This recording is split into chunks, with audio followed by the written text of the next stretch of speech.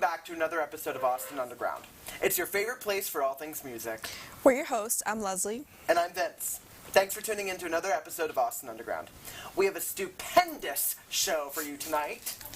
We'll be giving you some music news, talking about the new Good Kid EP, ranking Southern states by their rap influence, Reviewing Cowboy Carter, discussing music documentaries, and playing a fun Spotify-inspired game. But first, let's roll the intro.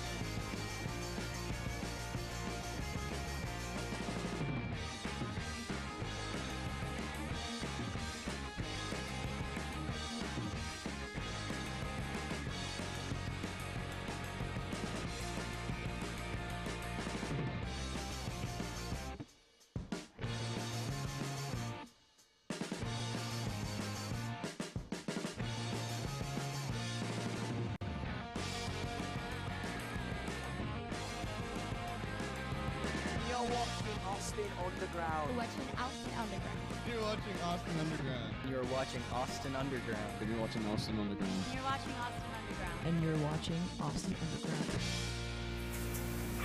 Underground. Now let's get into some music news, and since April Fool's was the other day, we thought it'd be fun to play Two Truths and a Lie. So tonight we'll be giving you 2 true news stories and 1 false story, and then later we'll reveal which of those stories was false. So, our first story involves a New Jersey legend and a young concert goer. Last Sunday at the Chase Center in San Francisco, Bruce Springsteen was performing where at the front row, a child was holding a sign that read, "Skipping school, sign my note," which was meant to allow the kid to skip school the next day. The singer went on to sign the note for the young fan after the concert was over. Unfortunately, reporters found that the signature was not enough for the school to excuse the child's absence. According to his parents, the district refused to believe that the signature was real and not forged. Supposedly, this was not the first time the kid had tried using celebrity signatures to get out of school. Tough luck, kid. In other news, the state of Tennessee has just passed a law that protects AI artists from copyright trademark law. They made history on Thursday by becoming the first legal state to protect AI artists from being accused of impersonation. Governor Bill Lee announced on social media that Tennessee is the music capital of the world, and we're leading the nation with historic protections for artists and songwriters of all kinds. The law takes place on July 1st and will protect any artist who wants to use AI to generate voices, no matter how close they are to any existing artist. They're hoping that this will help new artists get a head start when trying to create a career for themselves. Seems like we're about to get some pretty interesting music from Tennessee. Our final story involves actress Hunter Schafer, who revealed she had dated global superstar Rosalia for about 5 months in 2019. She explained that their relationship helped her work through a lot of feelings of disdain that she had towards men as a whole. Schafer had also been dating co-star and musician Dominic Fike before, and later stated in her GQ interview, "I had dated other famous people before, but people didn't know about it." Reporters found that some of those other artists were speculated to have possibly been Steve Lacy, Charlie XCX, Daniel Radcliffe, Lil Nas X, Lil Yachty, Lil Baby, Billie Eilish, John Mayer, Jacob Collier, Ariana Grande, J-Hope from BTS, Youngboy Never Broke Again, Kim Kardashian, Lil Nas X, Shawn Mendes, Camila Mendes, Leonardo DiCaprio, Jack Harlow, Tyler the Creator, Sabrina Carpenter, Lizzo, Jungkook from BTS, Jacob Elordi, and Lil Nas X again. Anyways, there's some great new music coming out this week, including albums from Vampire Weekend, Bryson Tiller, Conan Gray, The Black Keys, and more. Last week, Canadian indie band Good Kid released their 4th EP, creatively named Good Kid 4. Tonight, we have Justin to give us his thoughts. Hey everybody, I'm here to talk about the new Good Kid EP, which I'm super excited for. Good Kid was my #1 artist in 2022, my #2 artist in 2023, and they're on good pace to stay at the top of the podium. This was a really exciting EP for me to see released. It's 6 tracks long, 4 of which were already singles and 2 of which are brand new songs to the public. So I just want to get into, before I start with the actual album, a lot of why I really like Good Kid in the first place. I think that a lot of people's criticisms of the indie genre come down to that at the end of the day, all of it sounds the same. But where I think that Good Kid really shines is that they have done what I think is one of the most difficult things in music, which is to really establish a unique sound that stands out from everybody else working in your area. And Good Kid does exactly that. I hear a Good Kid riff and I know that it's a Good Kid song. They have a more specific style that still fits into the genre, but I think is really beautiful. I think that they're really bright, they're really upbeat, energetic, and the vocals, the bass, the percussion, the guitar all work together to create a sound that always just makes me happy when I hear them.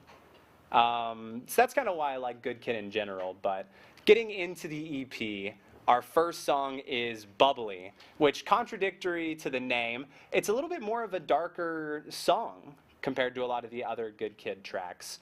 It talks a lot about how, what my interpretation is how tough it can be to be on tour and how tough it can be to be working really hard day in and day out, and you feel kind of overwhelmed by the work that you have built up around you. And I think that this is a really interesting addition to Good Kid's discography because a lot of their songs, as I said earlier, were very upbeat and energetic. And so hearing something that's a little bit more vulnerable and something that goes into some of the darker side, potentially, of being a musician is a really interesting add. And the second song on the album, I totally love. It's a cover of Leve's From the Start. So Leve's From the Start, obviously a huge song, blew up. It probably has north of a couple 100 million streams on Spotify. And following suit, it's Good Kid's most streamed song to date, which I think it's at about 32 million. And it's just a really interesting take on the song. Whereas From the Start by Leve is more of a slower acoustic love song, Good Kid puts a really good indie rock spin on it, making it a much faster song, giving it upbeat percussion, and I think giving a new life to the song that made it really interesting to me. And going on down the list, Summer was a really good song musically and lyrically. I think that it really does a lot of good to the album in general, being placed right in the middle. Because I think that the themes of that song carry over from Bubbly in some of the more difficulties of being in the music business, but it's still a little bit of a brighter take. I think that the song does really good, and it's one of the few that I added to my playlist. And the 4th track is my absolute favorite from the album. It's Break. And what's really interesting about this one is that you get more of a genre switch from Good Kid here. You can see a lot of influence from Midwest emo artists, as this song is the fastest on the album by a lot. It has really aggressive percussion and a guitar that's more angry than lively. And simple theme really resonated with me. You just gotta break sometimes. I think that the song is really portraying here that you can do your best to always bring up this image of yourself as someone who is really put together, as someone who is doing so many things, as someone who's very successful, as someone who is always kind, but at the end of the day, you only have so much of yourself to give, and sometimes you just have to break. You have to give yourself a break. You might need to take a break down. But the song, I think, really gives a good message, and a simple one at that, which is just to take that time to yourself when you feel really overwhelmed and allow yourself to not be full all of the time. And now we're getting into the new tracks. All 4 of those were singles. The newest song and my second favorite off of the album, behind Break, is Dance Class. There are 2 kind of readings of this song that I really resonated with. One of them I think is wrong, but still is a really interesting reading from my first few listens to the song, which is about knowing a person, maybe you've just seen them once or twice, and just fantasizing about how you could meet them for the first time. Someone that you're romantically interested in, you could think, oh man, I want to meet them in a slow dance. I want to meet them to dare and go across the room and start a conversation with them. Both lines from the chorus.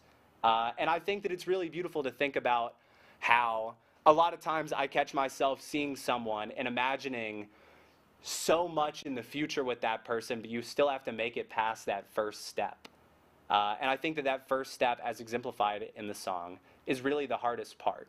So that was the reading that I think is really beautiful, but the more times that I listened to the song, it was more so about, I think, the second part of the description that I had there, which is just getting up the courage to talk to a person for the first time. Someone that you might know, someone you might be romantically interested in, or someone that you just admire. Someone that you maybe know that you know of but don't know personally. And I think that getting past that first step is really tough, and so I'm glad that the song talks about that. And then lastly, our last song on the show, Premier N. Premier N, last song of the EP. I think that it's a really beautiful one because they gave a little bit of insight to this one on their Instagram and how it was about on their UK tour.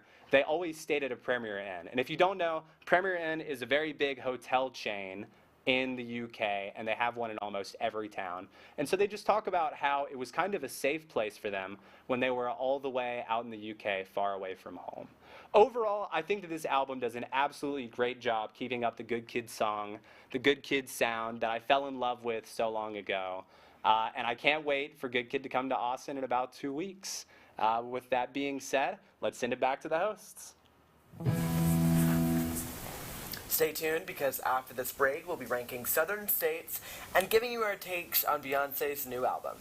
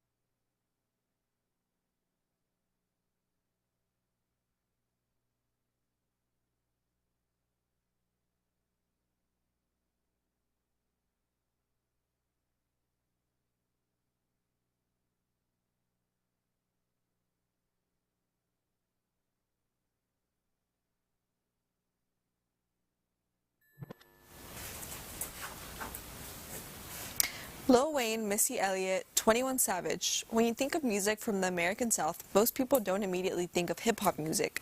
It's undeniable how much influence the southern states have had on the evolution of rap.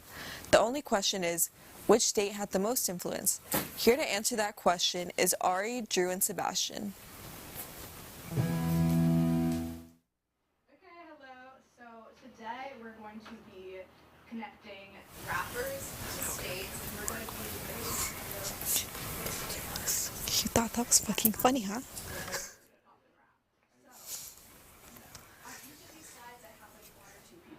and these are just the people that are but we can kind of discuss. So with Georgia, the first people that we're gonna bring up. Oh no, we've got Outkast, Big Boy, and Andre 3000. I literally like forgot. I don't even really know. No, you go. No, you can. I mean, low key, they're in consideration for the goats of Southern hip hop. Like, they are maybe the best hip hop duo ever. Like, that's definitely in discussion. Like, all hits. Like, every album is good, not a bad album. Like, we don't consider Idle Wild, right? I mean, if you, that's all you. But I mean, they're both legends in their own right. Andre 3000 is a legend. He's one of the best of all time. So is Big Boy. I mean, just their influence, it can't be overstated. And very, very progressive for a mainstream rap duo. So I'm glad you guys took that away because I listen to them, but I don't know a ton about them. Oh yeah. But out of from Georgia, they definitely are the most influential. I would say so, and I think the fact that Georgia is probably the most important state in terms of Southern hip hop, and they're the best out of Georgia. That's probably saying something how important they but are. It's also, do we want to get into artists now from Georgia, or are we gonna do that later? I mean, we can do that now, but maybe later. Okay, maybe later. Yeah, Because for sure. the next one for me is a big Okay, one. okay. Let's hear it. We've got Tennessee. Okay, out of Tennessee, 3-6 Mafia. 3-6 Mafia. This is just this group means a lot to me. They're goated. I didn't realize how many of them there were. I also didn't know that there was a woman. Like I never Gangsta Boo. I had no idea. Yeah. Like I would hear Devil's Daughter, and I'm like, what do you mean daughter? Like what are you talking about? So it was formed by what is his name? DJ Paul and Lord Infamous. They came together, and just the sound, I feel like they kind of what we know as trap music today, they made that sound. As well as some horrorcore elements. Yes.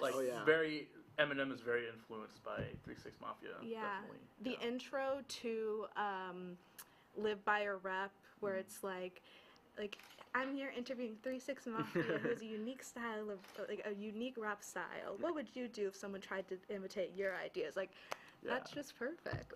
Also, I butchered that. A lot of people from 3-6 Mafia have become really famous, have really famous solo careers, like Juicy J. Oh yeah. Project Pat. You know, a lot of Gangsta Boo, obviously. You know. No, for sure. I'm completely 100% with they're also one of the cornerstones of Southern hip hop. Of any rapper or artist or group or duo, they're definitely up there. Just so unique. They're the best out of Tennessee. Yeah, for sure. I had a hard time with that one. Okay, Florida. Oh, Trick Daddy. Yeah. Trick Daddy and Trina. When I think of Trick Daddy and Trina. Trick Daddy. I was looking at the Spotify whatever, and I wrote it down. What was it? He is one of the most thuggish rappers embraced by the mainstream. And everybody knows I'm a thug, baby, because I'm a thug all day, every day, baby, because I'm a thug, wouldn't change for the world. Most definitely. Please. Isn't Kodak Black from Florida? Yeah, he is. Yeah, Kodak Black. Yeah. He is. So Florida, they got some stuff going on there. Yeah. But, okay, wait, Louisiana? Yeah. Oh, Lil Wayne. It's got to be Lil Wayne. I mean, is it only Lil Wayne for Louisiana? No, there's actually... There's a good. I wrote some is down. Joey bad? I don't know if I can say that. I think he's from New York. I think he's a New Yorker. Is he? Oh yes, you're right. Yeah, you're right.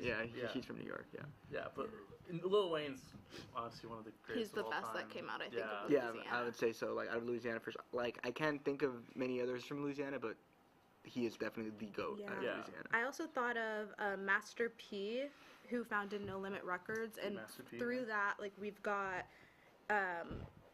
That included Silk the Shocker, Mystical, C Murder, and Soulja Slim. So you get all of those kind of as well, which I feel like they're not as huge, but I really appreciate. Definitely some impact there though. So Yeah, definitely. Most Okay. definitely. I agree.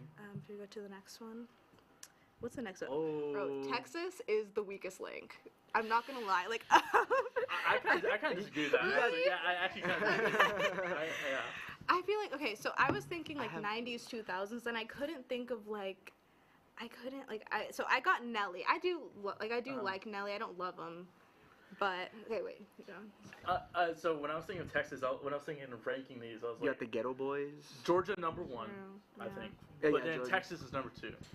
Ghetto Boys, and another UGK, you know, Pimp C and Bun B. But DJ I was thinking Screw and Paul DJ Wall. Screw. I mean, DJ Screw was the one that came to mind because DJ Screw, without DJ Screw, you would not have all this psychedelic trap rap music. Chopped and Screwed. He literally made the genre. You would not have Travis Scott. You would not have all these psychedelic, rap groups going on. No, for sure. There's a lot of. I feel like a lot of the rap I've heard out of Texas is kind of like a little off kilter, like compared to very bluesy, and very that's bluesy sound. Exactly, and I would say a lot of that is due to Screw's influence. I agree, I mean, I think Texas is very goated.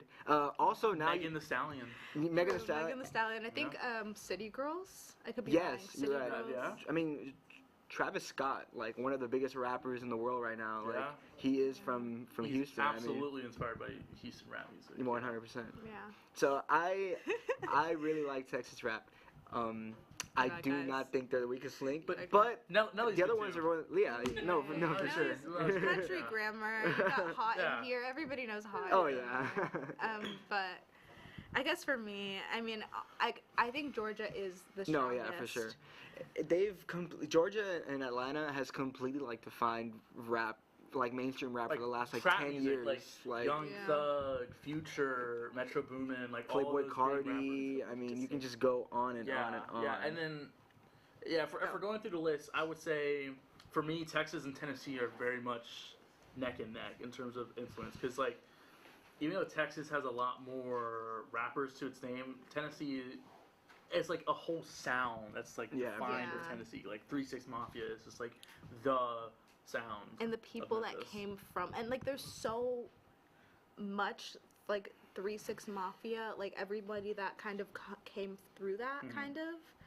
It's just like there's a lot there. Yeah. I think for me, I mean Tennessee. It's a complete bias because it means a lot to me. But Tennessee and like Georgia's undeniable. Oh yeah, I mean there's no topping Georgia. Like even outside of Southern rap, like we're just talking for the last like 15 years. I mean, throughout of all like nationwide. I mean Georgia's Atlanta's. I think you can say California, New York, and Georgia. Yeah, I mean as it stands right now, most definitely. Yeah. I didn't realize like how many people I listened to from New York. I was doing research and I was like, damn, like everybody is.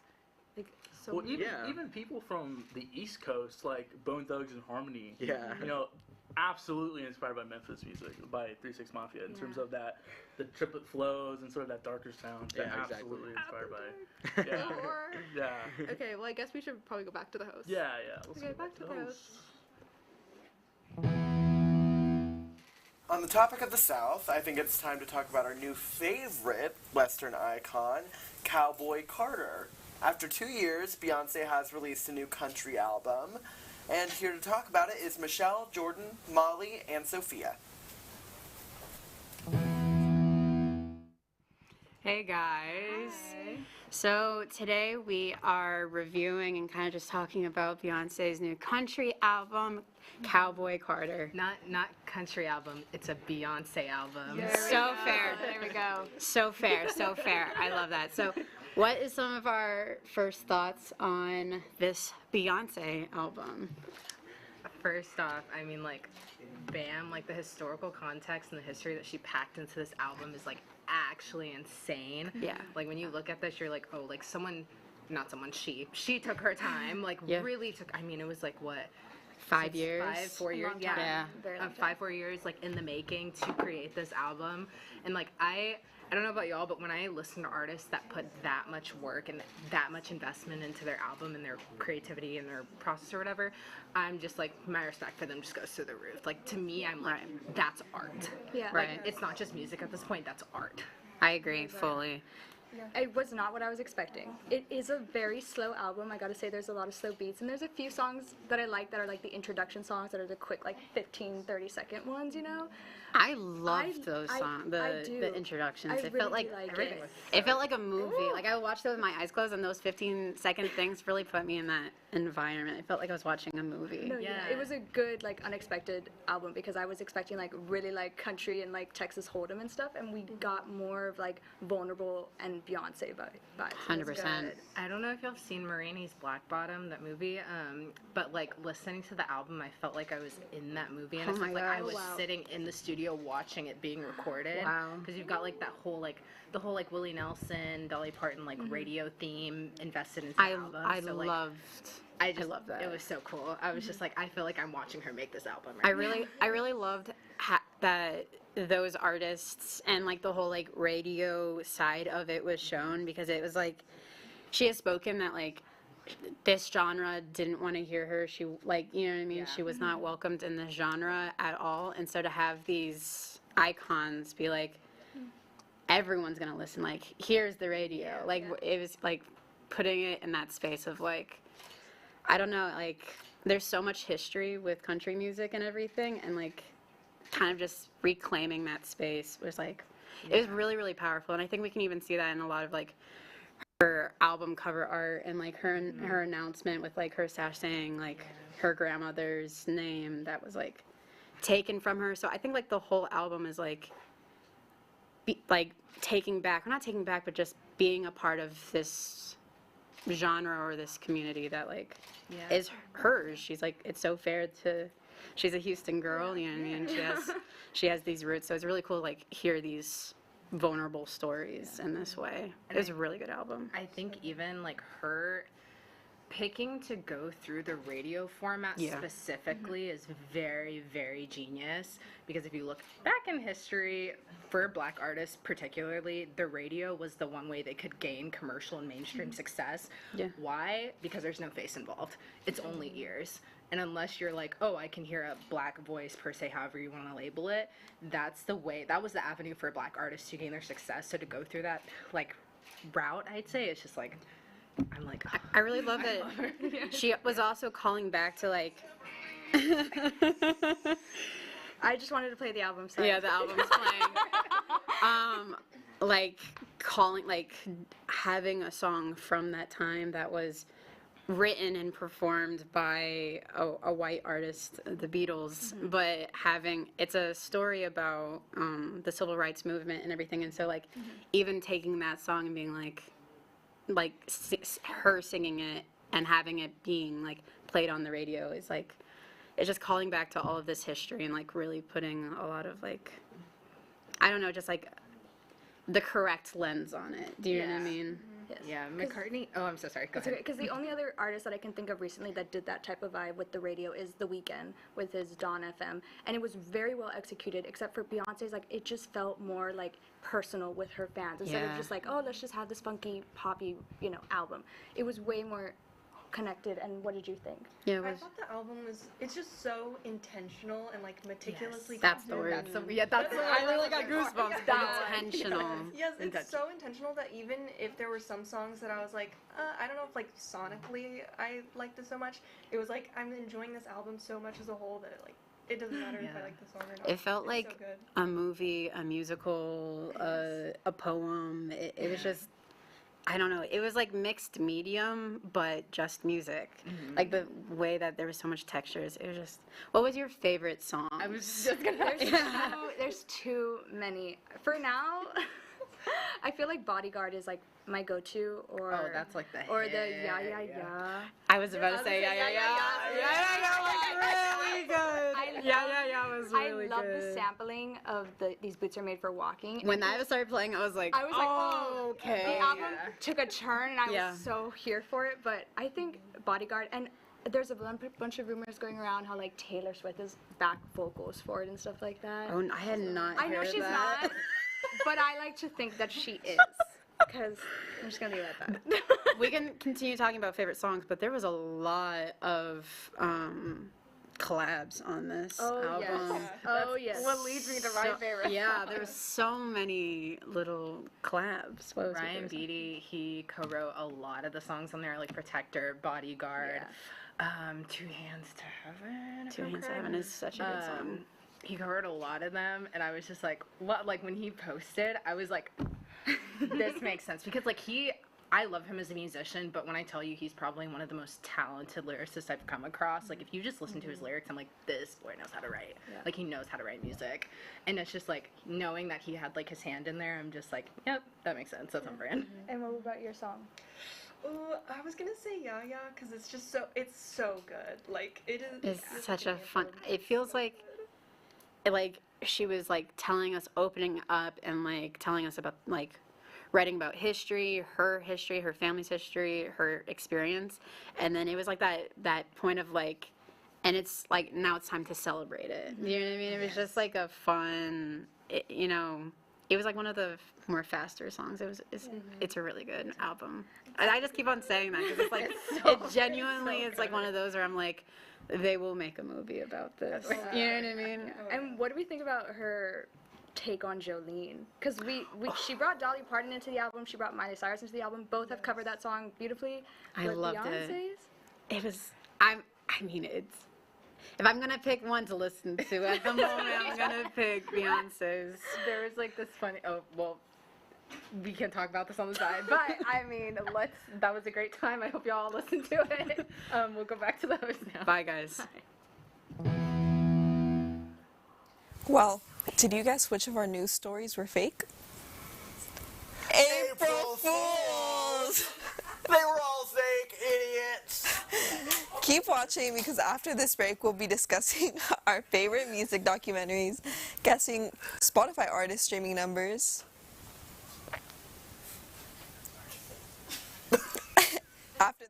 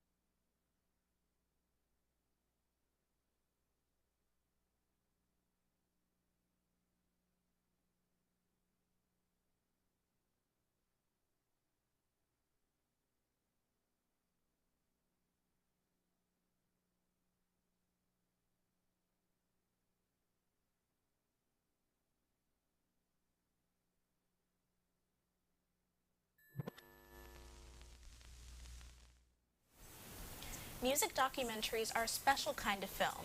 They let us take a deep dive into musical topics and feel even closer to artists.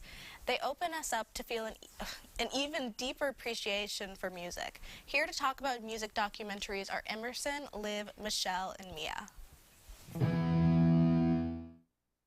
Hey guys. Hey. Yo. So, Who prepared? I prepared. We're here to talk about music documentaries. We're going to talk about biopics a little bit. We're going to talk about the future. Who's going to have a biopic or a documentary. But yeah, is there anything you guys want to start with? Okay, well, I haven't finished it yet, but I started the Amy Winehouse documentary from 2015, Amy. Is it good? It's really good. It's heart-wrenching. Such a great story, and like look at her life and the things she went through and what led up to her death, which was devastating.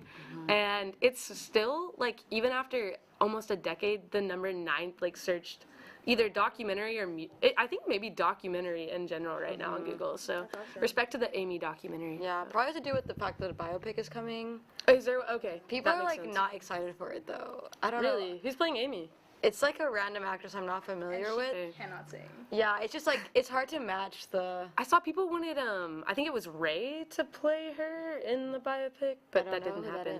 Yeah, I don't know. I think that's her name. Maybe.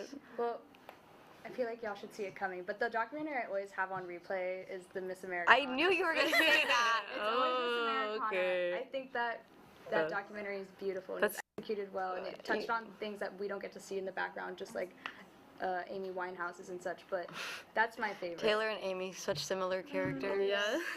I think I actually did watch like half of it, and it was interesting. Like I was like, okay. The Miss Americana? Yeah. I have never The other seen half it. is haven't just seen as it. interesting.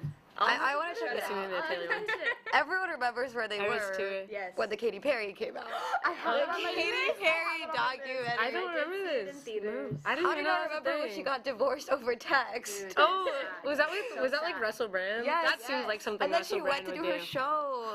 Oh. I was like actually Respect. heartbroken. Like that's when I learned empathy. Yeah. I remember my mom taking me to the movies and Yes, my everything to mom watch did. it. Like it was just a core memory. Okay, wait, did you guys watch How Never did I Say miss this? Never? Oh no. Justin Bieber. I wasn't a believer. I was a little jerk. hater. I thought I I was was a too cool. hater, Yeah, I was a hater. I I thought I was I too was cool a for it supporter. when I played Xbox. I didn't I see was the like, movie. I'm so cool. My best friend was a fan, so I did sit and watch. I And did now see you the did. BTS documentary because my best friend was a big BTS fan. I did Oh, I watch saw it in theaters. I thought you were talking about Oh, Big Time wow. Rush for a second. Oh, I was a Big Time Rush fan, but I watched the Blackpink one, and that one really That's opened true. my eyes. Like, to be a pop star in like Korea, you have to like go through like excessive training starting at 14 years old. the BTS one was actually like really interesting. No, like yeah. I didn't know like the culture. Like it's not like you just play songs and you're like have an artist passion. You have to like you're like training for the military. Didn't you? The whole doc was them being like I'm so exhausted, like I can't take a break, like I work like 40 hours a day, like it was crazy. No, it is a very exhausting activity. Yeah. I did. Okay. Oh no, go ahead. I was just gonna move on. Yeah, I was gonna move on to the Kurt Cobain one. Has Oh, anyone- That's true. I know I haven't you've seen seen that. I one. saw it in like 2016. I don't remember her that well, but I enjoyed it. I enjoyed it. I remember that they put him on Ritalin at 5 years old. That's like the Felt main thing I that. remember. Sorry, wait, no, and it I'm like, kidding. and it was like that was a catalyst for everything that went wrong with him. Like, That's still a little too real. well, we're not talking about the Emerson documentary. Oh, girl. No, I knew that. Yeah, Kurt Cobain's life is. I I really haven't seen the like- doc though. I really liked it, like That's from what I right. remember, but It like, I is don't know. I don't know if sad. I'd call myself a Brett Morgan fan because I was a Moon Age Daydream hater. I'm a big David Bowie fan, and I saw that movie in IMAX, and I was so excited, and I was like, oh. Ooh. Like, it was all him up until the age of, like, 30, and then, like, 5 seconds of him, like, right before he died. Yeah. And it was all That's just, crazy. like, I feel like it was cut in such an interesting way. Dang it. where You it said was- you watched it so long ago, I can barely remember. No, the Moon Age Daydream one. Oh, okay. I don't know what you're talking about. The David Bowie one that Brett Oh, Morgan okay, also. okay. The same director who made Monsters of Heck. Okay. I just didn't like it. Like, I felt like it like, had this very specific perspective of David Bowie, and I, as a close personal friend of his, like, He found was it to- depicted wrong. Yeah, I didn't, yeah. Have That's y'all okay. seen Lady Gaga's 5'2"? No, I I should haven't. watch that. So, I know, I thought you were a stan. So good. I'm haven't a heard of it. fan. I'm You a will big fan. cry. I I haven't cried. seen it. I was. But it's Oh no, sorry. No, go ahead. I don't have anything to say about Lady Gaga. it was so good, and you got to see it at a point when Lady Gaga was like struggling with her work, but also struggling like with her life. And she had this type of medical condition, and she was talking about her anxiety, and it was so heartbreaking. It wasn't like one of those fun ones, but like you had to keep watching it to see the end. I will check it out. Yeah. But as an Austin person, I wanted to mention The Devil and Daniel Johnston really quick. We can't not mention that. It's Austin Underground. Talk about creating the indie scene. We'll have to watch that. We'll have to check it out. We'll talk about it next time. And back to the host. One great feature on Spotify is the ability to look at the amount of monthly streams an artist has. Sometimes it really makes you understand how truly popular an artist is. Like Jay-Z. Who has 37.5 million monthly listeners, which is around the population of Canada. Anyways, on our last segment, we have Liv, Vince, Leslie, and Belle playing Higher or Lower. Hey guys, today we're going to play Higher and Lower with Spotify artist streams. I'm Liv. I'm Belle. I'm Vince. And I'm Leslie. So, we're going to test, your knowledge of who's more popular, who has more streams on Spotify specifically. To start off, I have Faye Webster and the 1975. Ooh. 1975. 1975. I think it's 1975. Okay, I thought these were going to be really hard, but I tested them on someone, and apparently they're all really easy, so you guys all got it right. They have 13 million. Faye Webster has 7. To me, I thought Faye Webster was huge. You kind of tricked me with that one, just because I would think that maybe she would have more people streaming her currently, but I feel like overall, 1975 was just like any other given year might have more. You know what I mean? Right. Speaking of currently, just released an album. We have Beyoncé, and then just went on tour, Drake. Who do you guys think? I'm gonna say Drake. I mean, gonna say Beyonce actually. I was gonna say Beyonce. Cause I'm like, I don't know. There's like, I feel like. Just last week. I also was like, that's true, Beyonce just dropped an album, but no, Beyonce's at 76 million and Drake is at 82. Whoa. Drake is like background noise for like at least like a million people's bedrooms. Yeah, like the Foot Locker. It's just like they're playing Drake. Yeah, they're playing Drake. That's true. That's very true. It's such a bad choice. Anyways. Can't say that I like it. It's just what it is. Okay, next I have Kendrick Lamar or Doja Cat. I'm all for the girls, but I have to say probably Kendrick is gonna have more streams. I'm gonna go with Kendrick as well. I mean, he has a Pulitzer or something.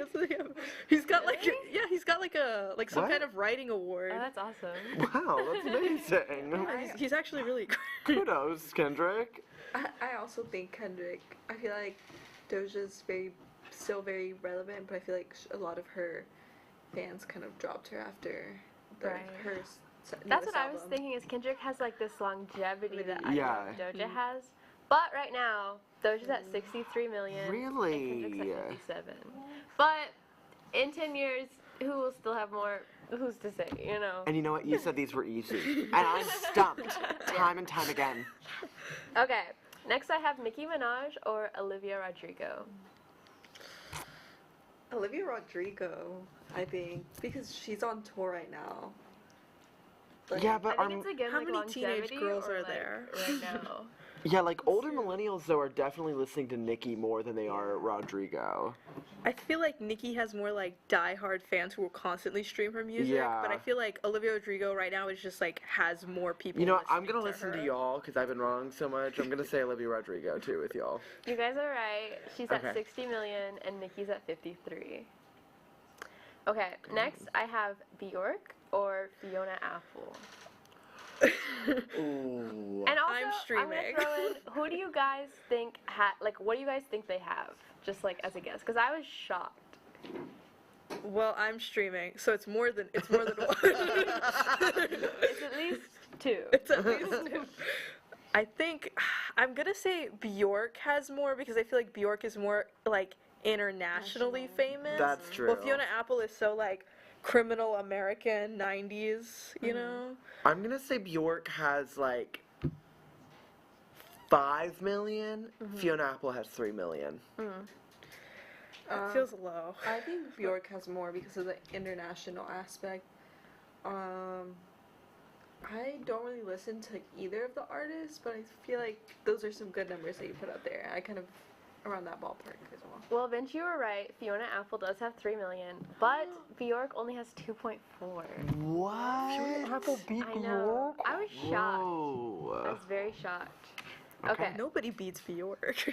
For our last one, I'll wrap it up with 2 of the highest streamers, Bad Bunny or SZA. Bad Bunny.